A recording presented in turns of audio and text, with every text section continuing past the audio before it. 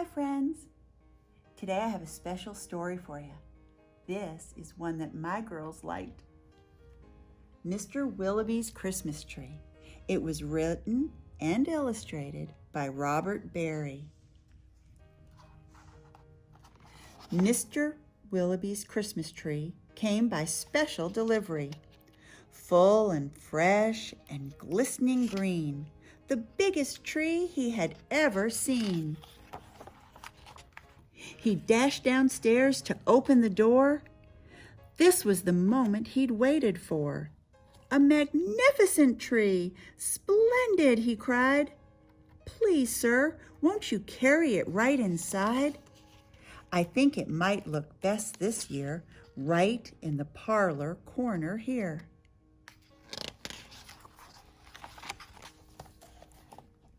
But once the tree stood in its place, Mr. Willoughby made a terrible face.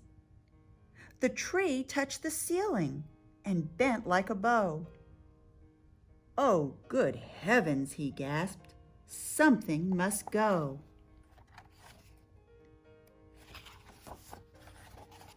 Baxter, the butler, was called in a haste to chop off the top, though it seemed quite a waste. That's great, Mr. Willoughby cried with glee. Now we can start to trim my tree. When the trimming was well underway, the top was placed on a silver tray.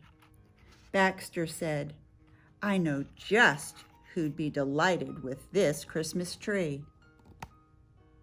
So he presented it to Miss Adelaide, Mr. Willoughby's upstairs maid.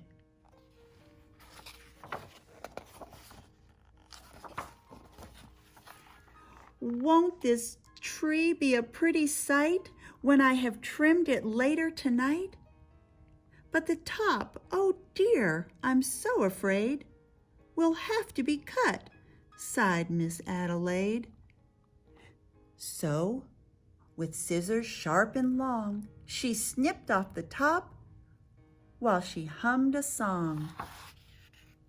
The top was set out the very next day in the back of the house to be thrown away.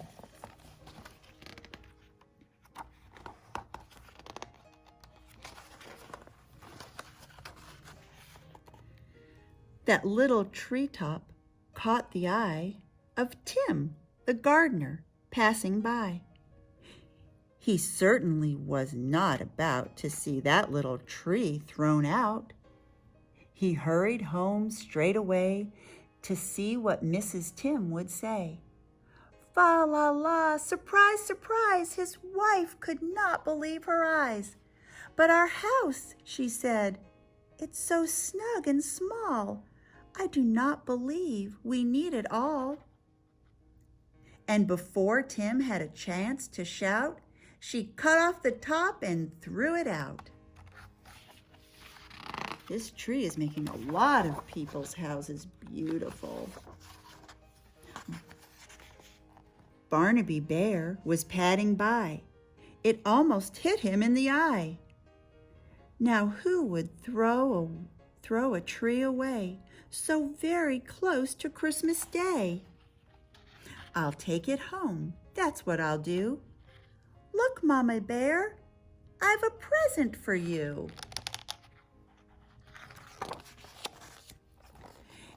Isn't it a pretty tree?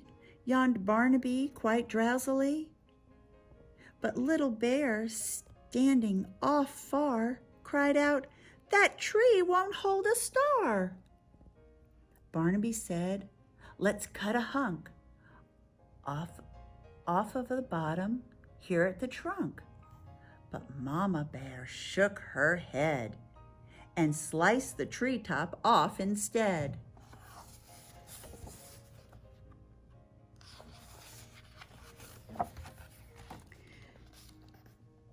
Jolly by golly, Barnaby said with a kick, Mama, that surely is just the right trick.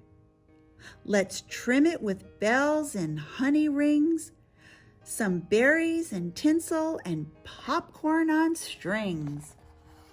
Mama said, trim it is just as you like. I've got to tidy up for the night. This top we won't need anymore. I'll put it just outside the door. Later on that frosty night, Frisky Fox came into sight. He spied the treetop, rubbed his chin, opened his sack, and stuffed the top in.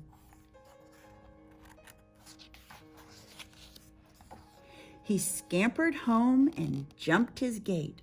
This Christmas present couldn't wait. It's even better than mincemeat pie, said Mrs. Fox with a happy sigh. Then the foxes saw that their Christmas prize was just a wee bit oversize. There, my dears, don't you worry.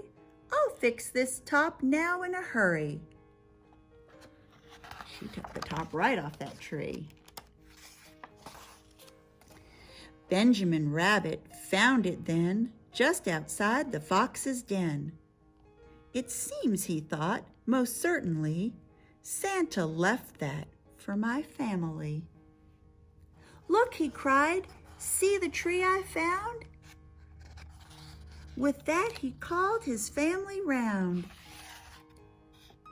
Then there was merrymaking, frolicking, rollicking, carrot-shaking celebration round the tree. All were as happy as rabbits can be. Benjamin Rabbit, with his own hand, sliced a carrot and made a stand. Now let's see how this will look in our little chimney nook. But right away the children cried, "Look, it's leaning off to one side." "It's too tall, that's all," said Mrs. Rabbit. And as though it were a summer carrot, she gave it a chop and threw away the top. Then Mistletoe Mouse just happened to see that tiny tip of a Christmas tree. He pulled it through the snow and ice, up some stairs. He fell down twice. At last he reached his cozy house. It was just the right size, said Mrs. Mouse. Then at the top, if you please, they put a star made out of cheese.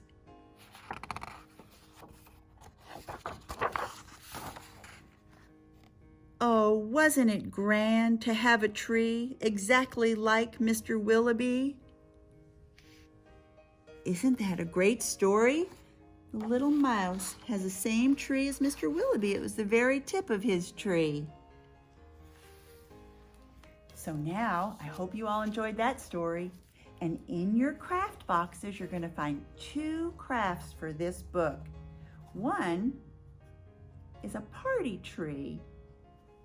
We made this out of a hat. Oops, his little star fell. I can fix it.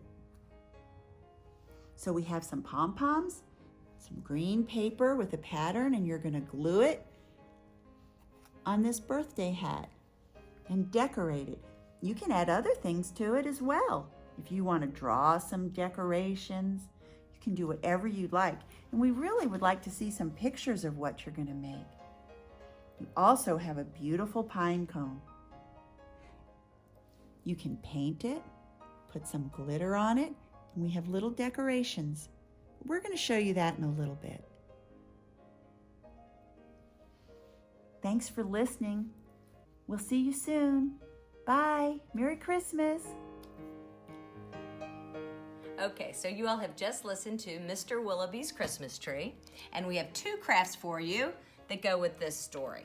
The first one is a decorated pine cone, glitter and little pom-poms on it. So you will go to your Advent craft box and you'll get out this little baggie that says Mr. Willoughby's Christmas Tree, pine cone tree has glitter and pom-poms. So the first thing you're gonna do is you're gonna take this Ziploc, open it up, and take everything out of it.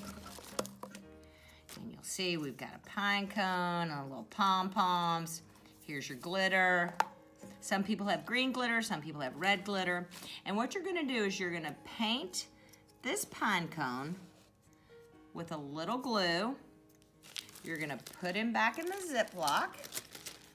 You're gonna open up and put your glitter in there, and you're gonna shake them all around, shake, shake, shake, shake.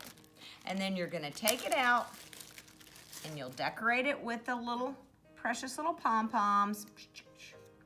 And then, once you've done that, go all the way around it.